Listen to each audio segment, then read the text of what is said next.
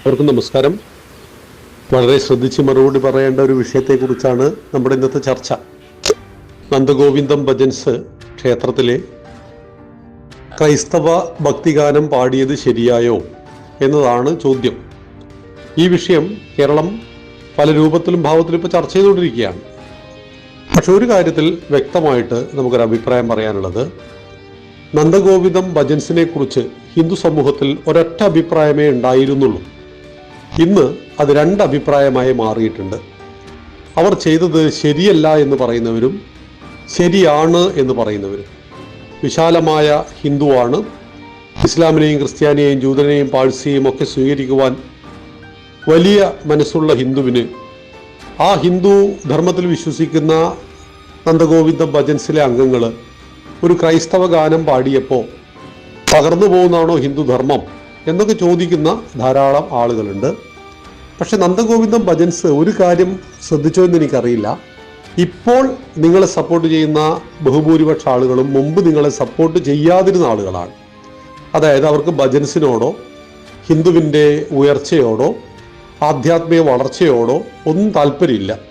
ഇപ്പോൾ RSSകാർ നിങ്ങളെ വിമർശിക്കുന്നു, സംഘികൾക്ക് ഇഷ്ടമല്ല എന്നൊക്കെ ഉള്ളപ്പോഴാണ് നിങ്ങളെ സപ്പോർട്ട് ചെയ്യാൻ വേണ്ടിയിട്ട് ഈ പറയുന്ന ആളുകൾ വരുന്നത്. അത് ഒരു പ്രത്യേക ആഖ്യാനങ്ങൾ നമ്മുടെ നാട്ടിൽ രചിക്കപ്പെടുകയാണ്.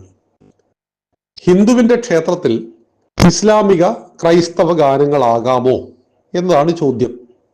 ഇവിടെ ഭജൻസാണ്. ചിദാനന്ദപുരി സ്വാമികൾ വ്യക്തമായിട്ട് പറഞ്ഞിട്ടുണ്ട്, ഗാനമേള ട്രൂപ്പല്ല, ഇത് ക്ഷേത്രത്തിന് അനുബന്ധ പരിപാടിയാണ്. അപ്പം അവിടെയെല്ലാം ഒരു കാര്യം ശ്രദ്ധിക്കണമായിരുന്നു. പള്ളിയുടെ മുറ്റത്ത് ഹിന്ദുക്കൾക്ക് വണ്ടി പാർക്ക് ചെയ്യാൻ സ്ഥലം കൊടുത്തു, അല്ലെങ്കിൽ ആ ക്രൈസ്തവ പള്ളി ഹിന്ദുക്കളുമായിട്ട് വളരെയേറെ സഹകരിക്കുന്നു എന്നതുകൊണ്ട് ഒരൊറ്റ ക്രിസ്ത്യാനിയും അവിടെ ഒരു ക്രൈസ്തവ ഗാനം പാടണമെന്നൊരു കടലാസ് കൊടുത്തിട്ടുണ്ടാവില്ല. ഈ ക്രൈസ്തവ ഗാനം പാടി ക്രിസ്ത്യാനികളെ കൂടി സന്തോഷിപ്പിക്കണം എന്ന് തീരുമാനിച്ചിട്ടുണ്ടാകുക നമ്മുടെ നാട്ടിൽ അനാവശ്യ മതേതരത്വം നിലക്ക് പിടിച്ച ഹിന്ദു കമ്മിറ്റിക്കാരാണ്. ഞങ്ങളിവിടെ വടകര താലൂക്കിൽ പാറക്കടവ് എന്ന് പറയുന്ന ഒരു സ്ഥലമുണ്ട്, നാദാപുരത്തിനടുത്ത്. പാറക്കടവ് മണികണ്ഠ ക്ഷേത്രത്തിൽ ഒരിക്കൽ മുജാഹിദ് ബാലുശ്ശേരിയെ കൊണ്ടുവന്നു. കുറച്ച് വർഷം മുമ്പാണ്, 10 കൊല്ലം മുമ്പാണ്.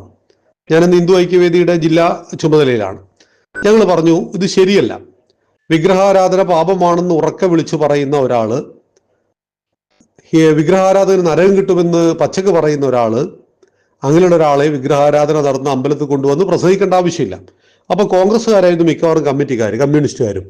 അപ്പോൾ അവർ പറഞ്ഞു, മതേതരത്വം എന്ന് പറഞ്ഞാൽ ഈ അമ്പലത്തിൻ്റെ മുറ്റത്ത് വന്നിട്ട് ഇസ്ലാമിക പ്രബോധനം സംസാരിക്കുന്നതാണ് മതേതരത്വം എന്ന് പറഞ്ഞു. ഞങ്ങൾ ആരോഗ്യകരമായിട്ട് അതിനോട് വിയോജിപ്പ് പ്രകടിപ്പിച്ചു. പക്ഷെ അവർ കൊണ്ടുവന്നു, നന്നായിട്ട് ആളുകളെ കൂട്ടി. കാരണം ഹിന്ദു പ്രഭാഷകൻ വന്നാൽ ഇത്ര ആളുണ്ടാവില്ല, അല്ലെങ്കിൽ വളരെ കുറച്ചായിരിക്കും. ഇസ്ലാമിക പ്രബോധനം കൊണ്ടുവന്നപ്പോൾ എല്ലാവരും അവിടെ എത്തി. അയാൾ ഏകദൈവം, ബഹുദൈവം, വിഗ്രഹാരാധനയുടെ പാപമൊക്കെ പറഞ്ഞിട്ട് പോയി.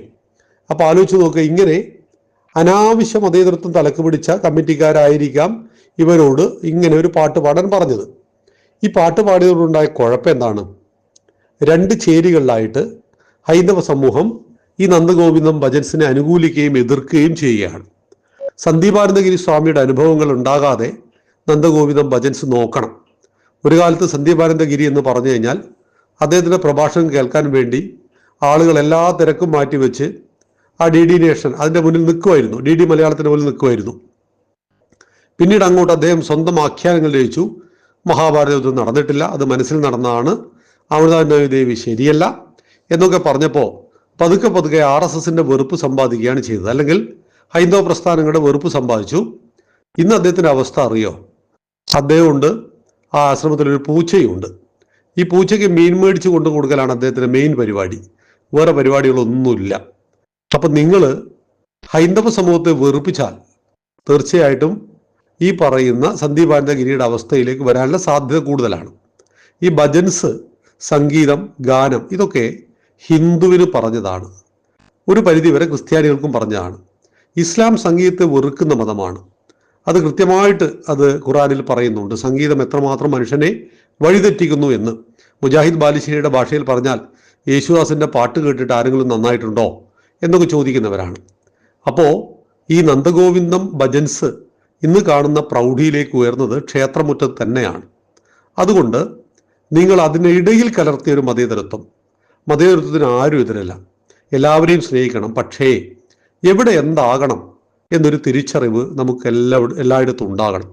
ഇപ്പം മരിച്ച വീട്ടിൽ പോകുമ്പോൾ നാം ഉടുക്കുന്ന വസ്ത്രമല്ല കല്യാണ വീട്ടിൽ പോകുമ്പോൾ ഉടുക്കുന്നത്. നമ്മുടെ ഒരു മരണ വീട്ടിൽ ഫോണൊന്ന് റിങ് ചെയ്താൽ ആളുകൾ ചോദിക്കില്ലേ, ഒന്ന് സൈലന്റ് ആയിക്കൂടെ എന്ന് ചോദിക്കല്ലോ. നമ്മൾ ചിന്തിക്കും അല്ലെങ്കിൽ അങ്ങനെ. എവിടെ എന്താകണം എന്നൊരു തിരിച്ചറിവ് ഉണ്ടാകണം. ക്ഷേത്ര കമ്മിറ്റി ഭജൻസിന് വിളിച്ചാൽ ഭജൻസ് പാടിയാൽ പോരെ? ഇത്രയും കാലം അങ്ങനെ ആയിരുന്നല്ലോ. അതിലൊരു മാറ്റം വരുത്തണം എന്ന് കരുതിയിട്ട് ക്രൈസ്തവ ഗാനം കൂടി നിങ്ങൾ ആലപിച്ചു. ഒരു ക്രിസ്ത്യാനിയും ആവശ്യപ്പെടില്ല, ഒരിക്കലും ആവശ്യപ്പെടില്ല. ഇതൊക്കെ അനാവശ്യം മതേതൃത്വം കുത്തിക്കലർത്താൻ വേണ്ടി ഞങ്ങൾ എല്ലാ മതങ്ങളെയും തുല്യമായി കാണുന്നവരാണ് എന്നൊക്കെ പ്രദർശിപ്പിക്കുവാൻ വേണ്ടിയുള്ള ഒരു ജാടയുടെ ഭാഗമാണോ എന്നുകൂടി എനിക്ക് തോന്നിപ്പോവുകയാണ്. കാരണം അതിൻ്റെ ഒന്നും ആവശ്യം ഉണ്ടായിരുന്നില്ല. അതുകൊണ്ട് നിങ്ങൾക്ക് ഇനി അവസരങ്ങൾ പതുക്കെ പതുക്കെ നഷ്ടപ്പെടും. അതുകൊണ്ട് എന്താണോ ഇവിടെ ചെയ്യേണ്ടത് അത് ചെയ്യുക. ഇപ്പം നിങ്ങളെ സപ്പോർട്ട് ചെയ്യുന്ന ഒരാളും തന്നെ നിങ്ങളെ ഭജൻസിന് വിളിക്കുന്നവരല്ല. നിങ്ങൾക്ക് യാതൊരു തരത്തിലുള്ള പിന്തുണയും അവരെ കൊണ്ട് ദീർഘകാലാടിസ്ഥാനത്തിൽ ലഭിക്കില്ല. ഇപ്പോൾ ഉള്ളത് ശശികല ടീച്ചർ, ശ്രീമതി ശശികല ടീച്ചർ ഹിന്ദു ഐക്യവേദിയുടെ സംസ്ഥാന രക്ഷാധികാരിയാണ്. അപ്പോൾ ഒരു ക്ഷേത്രത്തിൽ നടക്കാൻ പാടില്ലാത്ത കാര്യങ്ങൾ നടന്നപ്പോൾ അത് പാടില്ല എന്ന് ടീച്ചർ പറഞ്ഞു. ടീച്ചർ അത് പറയണം. അതാണ് ടീച്ചർ പറയേണ്ടതും. അതിന് ടീച്ചറെ വിമർശിക്കേണ്ട ഒരു ആവശ്യമില്ല. ടീച്ചർ കാര്യം പറഞ്ഞു. എന്താണ് ഇപ്പോൾ ക്ഷേത്രത്തിൽ നമ്മളെല്ലാം മത്സ്യമാംസാദികൾ ഉപയോഗിക്കുന്നവരാണ്. കേരളത്തിലെ മലയാളികൾ 90%, ഹിന്ദുക്കൾ 90% മത്സ്യമാംസാദികൾ ഉപയോഗിക്കുന്നവരാണ് എന്ന് കരുതി ക്ഷേത്രത്തിൽ കോഴിയിറച്ചി പറ്റുമോ? പറ്റില്ല. ക്ഷേത്രത്തിൽ നോൺ വെജായ കാര്യങ്ങൾ സമർപ്പിക്കാൻ പറ്റില്ലാത്ത സ്ഥലത്ത് അത് പറ്റില്ലല്ലോ. അപ്പോൾ ഓരോരുത്തരും ഓരോ നിയമങ്ങളുണ്ട്. ആ നിയമങ്ങൾക്കനുസരിച്ചിട്ടാണ് ഓരോന്നും പ്രവർത്തിക്കേണ്ടത്.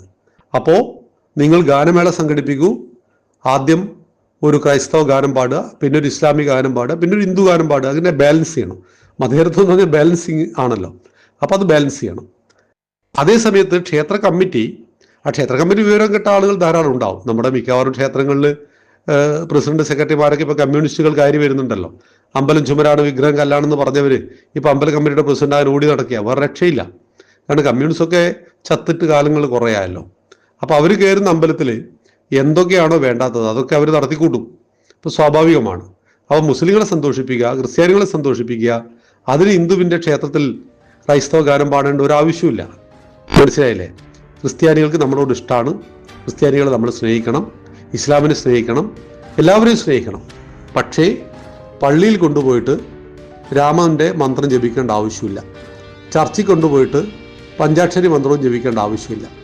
ഇതുപോലെ അമ്പലത്തിൽ കൊണ്ടുവന്നിട്ട് നാഥ എന്ന പാട്ട് പാടേണ്ട ആവശ്യവും ഉണ്ടായിരുന്നില്ല. അത് നിങ്ങളുടെ വ്യക്തിപരമായ ഇഷ്ടമാണ്, നിങ്ങൾക്ക് സ്വാതന്ത്ര്യമൊക്കെ ഉണ്ട്. പക്ഷേ ഈ സ്വാതന്ത്ര്യത്തെ നിങ്ങൾ നിരന്തരം ഉപയോഗിച്ചാൽ സന്ദീപാനന്ദഗിരിയുടെ അവസ്ഥ നിങ്ങൾക്കും താമസിയാതെ വന്നു ചേരും. അതുകൊണ്ട് എവിടെ എന്ത് ചെയ്യണം എന്നൊരു തിരിച്ചറിവോടുകൂടി ചെയ്തു കഴിഞ്ഞാൽ സ്വാഭാവികമായിട്ട് നിങ്ങളെ കൂടുതൽ ആളുകൾ ഇഷ്ടപ്പെടും. നിങ്ങൾ ഭജൻസിനെ ജനകീയമാക്കി. നിങ്ങളുടെ ഭജൻസ് കണ്ട് ഒരുപാട് സംഘടനകൾ, ചെറുപ്പക്കാർ ഭജൻസ് ഗ്രൂപ്പുകൾ ഉണ്ടാക്കി. ബലികുടീരങ്ങളൊക്കെ പാടി നടന്ന ആളുകൾ രാധാനും പ്രേമത്തോടാണോ എന്ന് പാടി തുടങ്ങി. ഞാൻ പാണനല്ല, പറയനല്ല, പുലയനല്ല, നീ തമ്പുരാനുമല്ല, ആണെങ്കിൽ എനിക്കൊട്ട് പച്ചത്തെറിയുമായി വന്ന വേടനെ പോലെയുള്ള ഹിന്ദു വിരുദ്ധന്മാരെ ക്ലീൻ ഔട്ടാക്കുവാൻ നിങ്ങളെപ്പോലെയുള്ള ആളുകൾ കഴിഞ്ഞു. അവിടെയൊക്കെ നന്ദഗോവിന്ദം ഭജൻസ് നന്ദിയോടുകൂടി നിങ്ങളോട് ഞങ്ങൾക്ക് കടപ്പാടുണ്ട്. ഹൈന്ദവ സമൂഹത്തിന് കടപ്പാടുണ്ട്. നിങ്ങളുടെ റീലുകൾ അല്ലെങ്കിൽ നിങ്ങളുടെ ഗാനമേളയുടെ നിങ്ങളുടെ ഭജൻസിൻ്റെ ഒക്കെ ബിറ്റുകൾ നൂറുകണക്കിന് ഗ്രൂപ്പുകളിലേക്ക് ഞങ്ങൾ എല്ലാവരും ഷെയർ ചെയ്തിട്ടുണ്ട്. അങ്ങനെയാണ് നിങ്ങൾ വളർന്നത്. നിങ്ങളെ വളർത്തിയത് ഹൈന്ദവ സമൂഹമാണ് എന്ന ബോധത്തോടു കൂടി ഭജൻസ് പാടുക എന്ന് സ്നേഹപൂർവ്വം അഭ്യർത്ഥിക്കുകയാണ്. നന്ദി, നമസ്കാരം.